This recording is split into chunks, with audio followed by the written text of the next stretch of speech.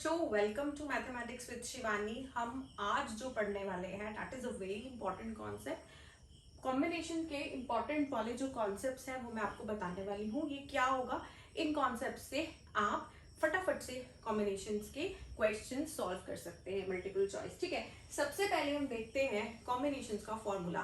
सबसे इंपॉर्टेंट चीज क्या होती है मैथ्स में? फॉर्मूला। सो NCR, इसका फॉर्मूला है n factorial upon n minus R factorial into R factorial. I know ये आप सबको पता है, ये NCR का फॉर्मूला होता है। नहीं पता है तो इसको रट लो, अच्छे से लर्न कर लो। ठीक है, फॉर एग्जाम्पल n की आप कोई भी वैल्यू ले सकते हो, कोई भी नेचुरल नंबर, और जो r है वो 0 से लेके n तक आप चूज कर सकते हो। ठीक है, सो अगर मैं n को ले लूं 6 एंड r की वैल्यू ले लूं 2, तो ये क्या बनेगा? देखो 6c2। सो बाय फॉर्मूला ये बन जाएगा 6 factorial upon 6 minus 2 factorial into 2 factorial. So this is 6 factorial upon 4 factorial into 2 factorial. So 6 factorial is 6 into 5 into 4 factorial, है ना? फैक्टोरियल खोलना आता है ना आपको, अपॉन 4 factorial into 2 factorial। अब देखो 4 factorial कैंसिल हो जाएगा। सो 4 फैक्टोरियल हो गया जी आपका कैंसिल। पीछे क्या बच गया? 6 इंटू 5 अपॉन 2 फैक्टोरियल, इसी की वैल्यू निकालिए। तो व्हाट आई मीन टू से इज, मैं क्या सिखाना चाहती हूँ आपको इससे, कि जब आपको 6c2 दिया है तो आपको फटाफट से निकालना है। तो पूरा फॉर्मूला लिखने की जरूरत नहीं है। 6 factorial upon 6 minus 2 factorial into 2 factorial. आप क्या करो, देखो जब 6 फैक्टोरियल आप खोलते हो वो बन जाता है 6 into 5 into 4 into 3 into 2 into 1। 6 से स्टार्ट करना है, 1 तक जाना है। पर जब 6c2 है फॉर एग्जाम्पल, तो 1 तक जाने की जरूरत नहीं है। 2 है ना, तो सिर्फ दो टर्म्स लिखिए, 6 इंटू 5, दो टर्म्स। ठीक है, 6 से स्टार्ट करना है, दो टर्म्स लिखनी है, 6 इंटू 5 अपॉन क्या, ये 4 फैक्टोरियल कैंसिल, सो 2 फैक्टोरियल। ठीक है, 6 से स्टार्ट करना है, दो टर्म्स लिखनी है, 6 इंटू 5 न्यूमरेटर में।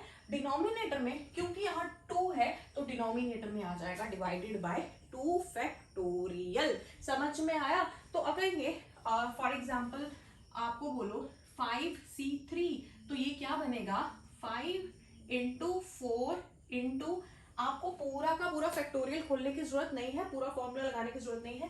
3 है नीचे तो ऊपर 3 टर्म्स आ जाएंगी, 5 इंटू 4 इंटू 3 अपॉन नीचे क्या आएगा, क्योंकि 3 है सो 3 फैक्टोरियल। सो ये शॉर्टकट में आप कॉम्बिनेशन की वैल्यू निकाल सकते हो। नंबर 1 चीज मैंने आपको सिखा दी। अच्छा चलो हम एक काम करते हैं, मैं 6c0 से लेके 6 तक की सारी वैल्यूज लिख देती हूँ, वो आगे आपको ये रूल्स समझने में हेल्प हो जाएगी। सो देखो 6c0 है ना, 6c0 क्या हो जाएगा? 6c0 ये आप याद भी रख सकते हो, अदरवाइज क्या है, आप फॉर्मूला भी लगा सकते हो। 6 factorial upon 6 minus 0 factorial into 0 factorial, तो वो बन जाएगा 6 factorial upon 6 factorial and that is equal to 1। 6c0 1 है, 6c1 क्या होगा? 6c1, 6 से स्टार्ट करना है, एक ही टर्म लिखनी है, अपॉन 1 फैक्टोरियल। 1 फैक्टोरियल इज 1, तो वैल्यू आ जाएगी आपकी 6। 6c2, 6 से स्टार्ट करना है, दो टर्म्स लिखनी है, हमने वैल्यू निकाली है यहाँ पर 6c2 एंड इसकी वैल्यू कितनी आ रही है? 6 5 30, 30 डिवाइडेड बाय 2 इज 15, है ना, यही वैल्यू आई थी। ओके, नाउ 6c0 की वैल्यू आपने लिख ली, 6c1 लिख ली, 6c2 लिख ली, हम लिखेंगे 6c3। 6c3 हो जाएगा 6 इंटू 5 इंटू 4 अपॉन 6 से स्टार्ट किया, तीन वैल्यूज लिखी, 6 5 4 upon 3 factorial. 3 factorial is 6, so 3 factorial की जगह मैं डायरेक्टली 3 इंटू 2 लिख सकती हूँ विच इज इक्वल टू 6। 6 और 6 कैंसल, सो वैल्यू आ रही है आपके पास 20।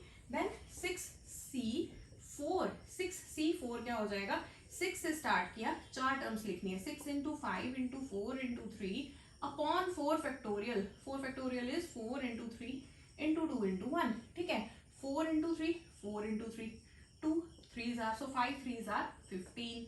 ठीक है, अब एक और चीज देखो, 6c5, चलिए नीचे लिख देती हूँ, 6c5 की वैल्यू आ गई 6 into 5 into 4 into 3 into 2 upon 5 factorial, which is 5 into 4 into 3 into 2 into 1. 5, 4, 3, 2, 4, 3, 2. So answer is 6. Now 6C6.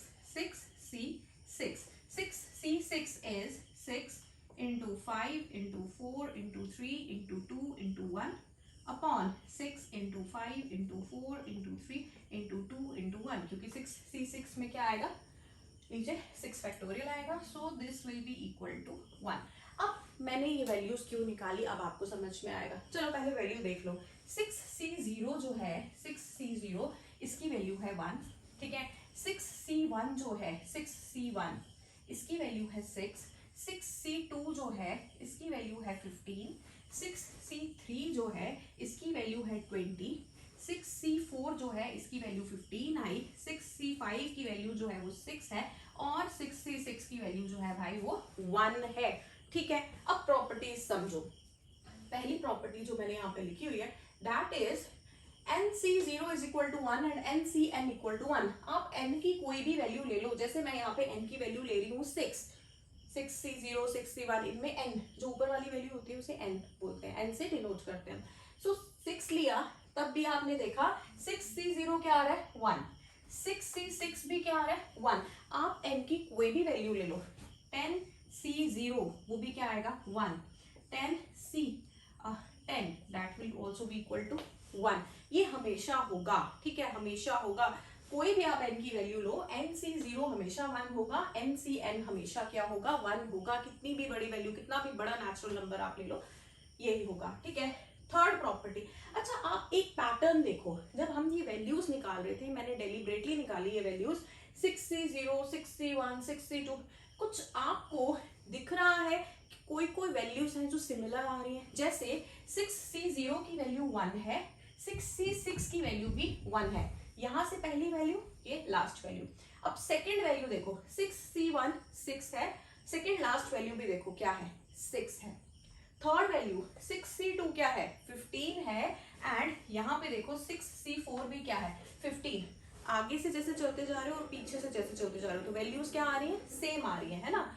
जैसे 6C0 जो है वो आपके पास कितनी आ रही है, 6C0 1 आ रही है. 6C1 जो 6 थी, 6C2 जो है 15 है. 6C3 जो है वो 20 है. 6C4 जो है वो 15 है. 6C5 फिर से 6 है. 6C6 जो है वो कितनी है आपके पास, 1 है. अब देखो पहली वैल्यू लास्ट वैल्यू सेम है. Second value second last value same है. Third value third last value same है. बीच में तो एक ही वैल्यू है. ऑलराइट, समझ में आ गई बात आपको. सो क्या हो रहा है कि ये जो वैल्यूज है ना, ऊपर से चलोगे या नीचे से चलोगे तो ये जो वैल्यूज हैं ये रिपीट करती है. ठीक है. अब कौन सी वैल्यूज बराबर आती हैं ये देखना है. देखो NCP is equal to NCQ if P is equal to Q और P प्लस Q. ठीक है. तो 6C0 1 है, 6C6 भी क्या है 1 है, 6C1 6 है, 6C5 1 है. अब कहां पर वैल्यूज बराबर आ रही है, देखो जहां पे R पे फोकस करो. इसमें R क्या है 0, इसमें R क्या है 6. जो दोनों R है ना, नीचे वाली जो दोनों वैल्यूज है, जब वो मिलके n के बराबर हो जाएंगी. n क्या है 6, 0 प्लस 6 6, 1 प्लस 5 6, 2 प्लस 4 6. ठीक है, समझ में आया. जब P plus Q equal to n होता है तो वैल्यूज जो होती है वो बराबर होती है. जैसे यहाँ पे 1 प्लस 5 6 होता है. 6 हमारे पास ये है n. ठीक है. जब नीचे वाली दोनों वैल्यूज मिलके ऊपर वाली वैल्यू के बराबर होती है, P प्लस Q जो होता है वो n के बराबर होता है, तो हमारी वैल्यूज जो है वो सेम होती है. इसको दूसरी लैंग्वेज में समझो. ये वाली जो प्रॉपर्टी है ये भी यही कह रही है, NCR is equal to NCN minus R. देखो NCR जो है वो NCN माइनस R के बराबर है. इससे क्या पता चलता है, 6C0 किसके बराबर होनी चाहिए, 6CN minus R. 6 minus 0 which is equal to 6C6 के बराबर होनी चाहिए. 6C1 किसके बराबर होनी चाहिए, 6CN माइनस R. n क्या है 6. r क्या है 1, 6 माइनस 1, तो ये 6c 5 के बराबर होनी चाहिए, 6c 2 किसके बराबर होनी चाहिए, 6c 6 minus 2 which is 6c 4 के बराबर होनी चाहिए, 6c 3 किसके बराबर होनी चाहिए, 6c 6 minus 3 which is 6c 3 के बराबर होनी चाहिए। ठीक है, समझ में आ गई आपको बात, right. So 60 is equal to 66, 61 is equal to 65, 62 is equal to 64 और 63 जो है वो तो एक ही वैल्यू है, मिडल की वैल्यू है, ठीक है, वो अपने ही बराबर है और कोई वैल्यू नहीं है जो इसके बराबर है, राइट। तो आपको समझ में आ गया कैसे करते हैं। This was this property NCR is equal to NCN minus R, या फिर ये प्रॉपर्टी और ये प्रॉपर्टी जो है वो दोनों सेम है।